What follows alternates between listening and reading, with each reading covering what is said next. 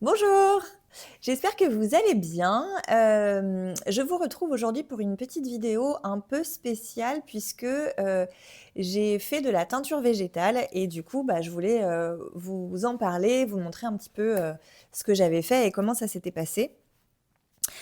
Du coup, j'ai utilisé un kit que j'ai commandé sur, sur le site de Maison Septembre. Donc moi, j'ai choisi, donc elle a différents kits justement pour s'essayer à la teinture végétale. Et moi, j'ai choisi le kit hiver, donc qui vous permet en fait de faire 3 couleurs différentes. Donc dans le kit, vous allez avoir 3 échevaux non teints, évidemment. Dans sa base numéro 1, qui est 100% mérinos naturel 50 grammes 200 mètres. Donc vous en avez 3 en non teint. Et puis vous allez avoir également tout le matériel, enfin tous les ingrédients, je dirais plutôt, pour venir faire votre teinture. Donc vous allez avoir les poudres pour le mordançage, vous allez avoir les plantes pour faire votre teinture et vous allez avoir également le sulfate de fer pour le mordançage, que moi j'ai pas utilisé. Dans ce kit-là, donc dans le kit hiver, vous allez avoir le bois de campèche qui permet de faire un violet bleu. Vous avez noix de Galles qui fait un brun gris. Et vous avez l'extrait de cachou où là, on va plus être sur un marron chaud. Et moi, je lui ai commandé. Et puis, donc, vous avez également la notice explicative avec les différentes étapes et les recettes, etc. pour faire votre teinture. Donc, ça, c'est le contenu du kit. Moi, je lui ai aussi commandé le livre Teindre la laine naturellement, puisque j'avais envie d'aller un petit peu plus loin, enfin d'avoir un peu plus d'explications. Et donc, c'est un livre qui est vraiment très intéressant et très bien fait. Donc, vous allez avoir pas mal d'explications. Je vous mets le sommaire ici. Donc, vous allez avoir pas mal d'explications sur la laine, déjà, donc la matière première de base. Les matériels et les méthodes des teintures naturelles, avec un peu d'histoire également. Et puis ensuite, toute une palette de couleurs naturelles. Donc, c'est-à-dire que pour chacune des plantes qui sont ici et tout ça là, vous allez avoir 2 pages explicatives des couleurs que vous pouvez obtenir, des concentrations qu'il faut utiliser, enfin le poids de matière colorante par rapport à votre poids de laine. Et donc, vous avez plein d'explications. C'est hyper intéressant. Donc, moi, je regrette pas du tout d'avoir acheté le livre en plus du kit, même si très honnêtement on peut faire le kit, le livre n'est pas nécessaire pour utiliser le kit, mais voilà, moi je voulais aller un petit peu plus loin. Du coup, pour vous montrer dans ce que moi j'avais, donc au niveau des plantes que j'avais dans mon kit, donc le bois de campèche permet de faire des violets comme ça. Voilà, le bois de campèche. On avait également, si je retrouve la page, hop, la noix de Galles. Donc on va aller des beiges jusqu'à des plus foncés. Et puis ici, je pense que ça c'est si on mordance, qu'on va avoir plutôt des gris. Et enfin, le cachou. J'ai mis mes petits marque-pages à chaque fois. Voilà, le cachou qui permet d'obtenir cette gamme de couleurs-là.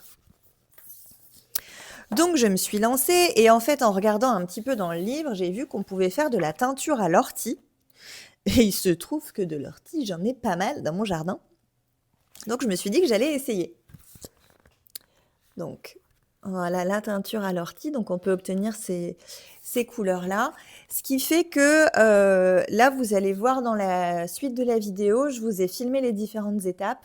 J'ai pas teint mes 3 échevaux, il m'en reste encore un. Et j'ai fait donc une teinture à l'ortie de mon jardin et une teinture au bois de campèche. Donc je vais vous montrer le résultat de ces deux couleurs, donc pendant que je le fais, vous verrez, j'ai filmé pendant que je le fais. Et puis, ben, restez jusqu'au bout puisque je vous montrerai le résultat de ce que ça a donné.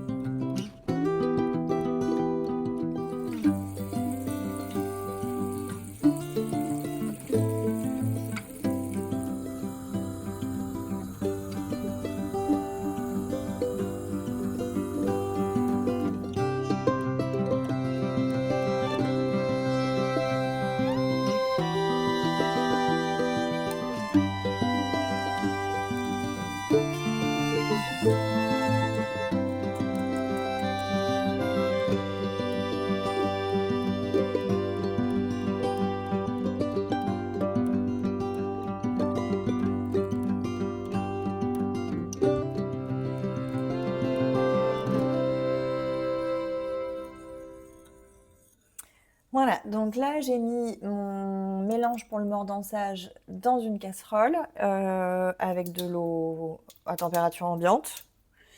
Et maintenant, on va y mettre la laine. Alors je sors un peu. Hop.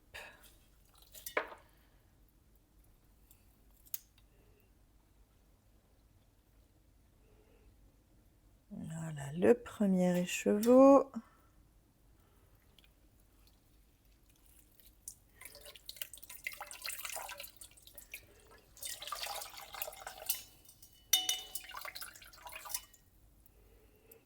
Et le deuxième.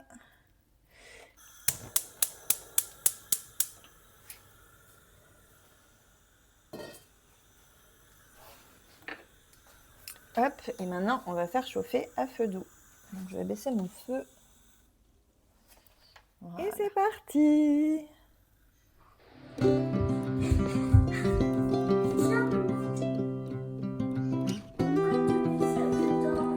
Pour l'atteindre.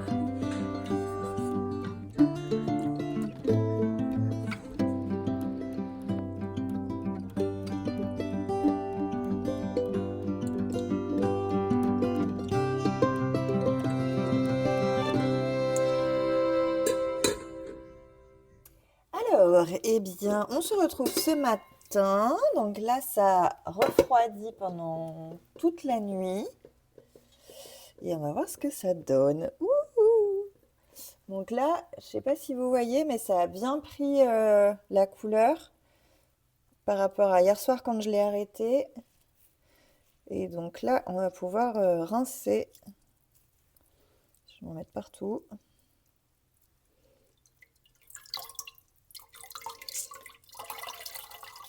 Donc là, ça fait un peu un vert un peu kaki. Et je vais mettre à rincer.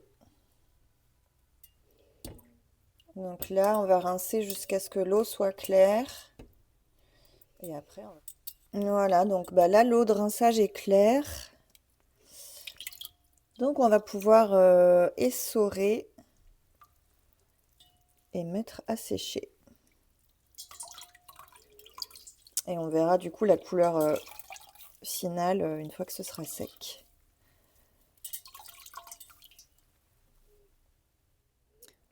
Donc je pense que j'ai réussi à peu près à le remettre pas trop emmêlé.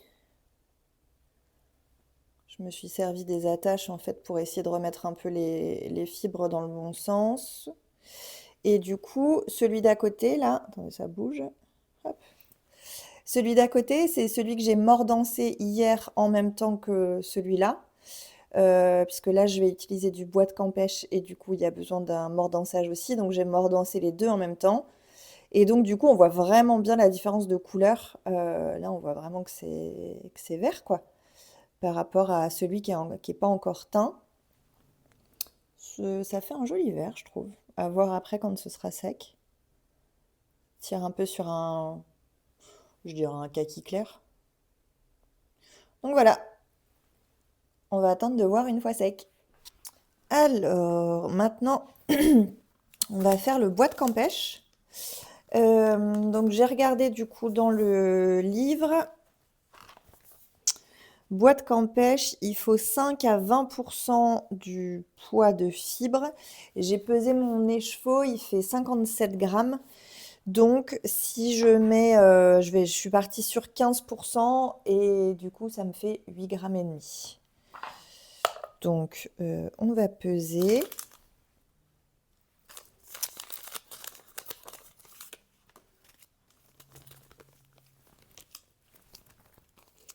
Huit grammes et demi. Bon, je vais faire 9 parce que je suis pas sûre qu'il me fasse les 0,5. Voilà, et donc maintenant, on va préparer la décoction. Donc dans l'eau froide et on va chauffer à 85 degrés pendant 45 minutes. C'est parti. Mais alors c'est fou parce que là j'ai encore même pas commencé à chauffer. J'essaie juste d'immerger un peu les copeaux et on voit déjà comme ça colore l'eau quoi. Ça va être trop beau. Alors là ça doit faire, je sais pas, 1 minute que ça chauffe. Je suis encore pas à 85 degrés mais regardez déjà la couleur. Allez vas-y ma grande, mets dedans.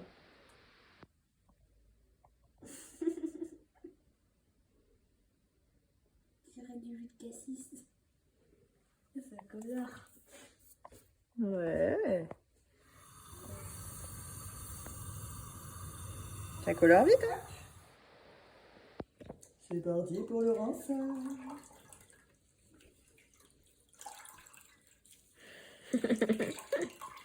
Et les couleurs de l'eau qui coule.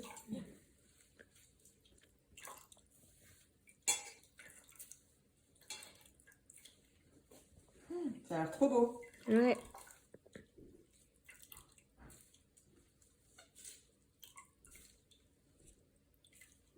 T'es prête? Ouais. Oh, regarde comme c'est beau. C'est magnifique.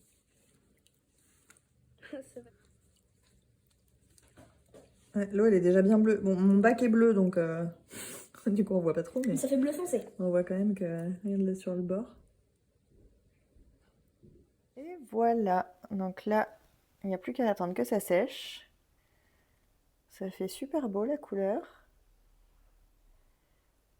Et il y a juste un petit endroit au niveau d'un nœud où ça n'a pas bien pris. Mais tant pis, c'est pas grave. Ça fera des petits points un peu plus clairs dans le tricot. Et c'est très très beau. Et mon verre à côté, il est sec. Voilà, donc j'espère que ça vous a plu de me suivre dans mes petites aventures de teinture végétale. Et donc, je vais vous montrer maintenant le résultat des 2 échevaux que j'ai teints. Donc maintenant qu'ils sont bien secs et je les ai remis en écheveau. Donc le premier, c'est l'ortie. Et donc ça me donne ce joli vert. Alors il paraît un peu plus terne sur la vidéo. Il est un peu plus vert, donc c'est un vert clair hein, malgré tout. Mais voilà, un joli vert tendre. Voilà. Et puis, le bois de Campêche que j'adore. Mais franchement, il est magnifique. Regardez-moi ça comme c'est beau.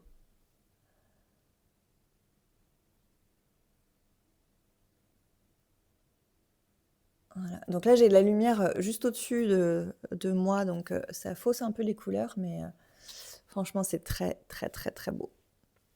Donc voilà, pour l'instant, j'ai fait ces deux-là. Et donc, il me reste un écheveau à teindre et 2 plantes, puisque du coup, comme j'ai fait l'ortie, j'ai utilisé un écheveau pour faire la teinture à l'ortie. Et donc, il me reste un écheveau à teindre et j'ai encore 2 plantes, donc noix de Galles et il est où? Voilà, noix de Galles et cachou que j'ai pas utilisé. Les 2 sont jolis, hein, j'ai regardé dans le livre, les 2 couleurs sont jolies, mais je crois que ma préférence va au cachou. Donc je pense que le 3e écheveau, je ferai le cachou. Mais j'ai trouvé ça super chouette à faire. Franchement, c'est assez sympa. On a l'impression de faire un peu, je sais pas, la sorcière, de préparer des potions magiques dans sa cuisine. C'est très, très agréable à faire. Donc, je pense que je referai parce que j'ai vraiment apprécié. Et puis, en plus, sur le site de Maison Septembre, vous pouvez vraiment acheter tout le nécessaire en fait pour. Donc, il y a les kits, mais vous avez aussi la possibilité d'acheter les différents ingrédients. Je sais pas si on peut dire vraiment ingrédients, mais à part, c'est-à-dire que ce qu'il vous faut pour le mordançage. Donc là, moi, j'ai utilisé tout ce que j'avais pour le mordançage, mais sur le site de Maison Septembre, vous pouvez acheter uniquement le nécessaire pour le mordançage. Si vous avez vraiment une plante que vous voulez absolument essayer et que voilà, vous n'êtes pas forcément intéressé par le contenu des kits complets, vous pouvez acheter juste la plante qui vous intéresse. Donc voilà, moi en tout cas, j'ai adoré faire ça. J'ai hâte de faire le cachou aussi pour voir le résultat. Pour l'instant, je ne sais pas du tout encore ce que je vais tricoter avec, mais, euh, mais j'aime bien. Je me dis peut-être des mitaines ou peut-être. Je ne sais pas encore. Je sais pas encore. Mais j'ai beaucoup aimé faire ça. Donc je vous conseille comme petite activité. C'est très chouette. Et franchement, le livre, je vous le recommande. Donc ça, c'est le petit ruban avec la carte Maison Septembre qui était autour du paquet et que du coup, j'ai gardé en marque-page. Le livre, il est vraiment super bien, très très bien expliqué. C'est vraiment une mine d'informations. Donc franchement, j'ai trouvé ça très intéressant. Ce qui est chouette aussi, c'est qu'il y a à la fois des plantes qui sont un peu, j'allais dire difficiles à trouver. Enfin, vous les trouvez en fait sur le site de Maison Septembre, mais c'est des choses qu'il faut acheter, qui sont un peu exotiques. Mais il y a aussi des choses qu'on peut avoir chez soi. Donc moi, je vous parlais des orties. Il y a aussi de la teinture à l'oignon, par exemple. Donc voilà, il y a quand même des choses on peut teindre à la ronce, par exemple. Donc, il y a aussi des choses qu'on n'est pas forcément obligé d'acheter et qu'on peut aller ramasser autour de chez soi, faire un peu de cueillette et puis expérimenter. Donc, voilà, moi j'ai trouvé que c'était une expérience très chouette, très sympa et donc je referai. Voilà, j'espère que cette vidéo vous a plu et puis je vous dirai quand je les tricoterai, je vous montrerai. Bon, pour l'instant, c'est pas prévu tout de suite parce que j'ai déjà pas mal de choses, soit sur mes aiguilles, soit en projet à venir là pour cette fin d'année. Donc ce sera probablement pas cette fin d'année, mais en tout cas, je vous montrerai le résultat quand mes jolis écheveaux teints à la main seront tricotés. Et puis voilà, j'espère que ça vous aura intéressé. Je vous souhaite une très bonne journée, soirée, en fonction de quand vous regardez cette vidéo. Et je vous dis à bientôt. Bye!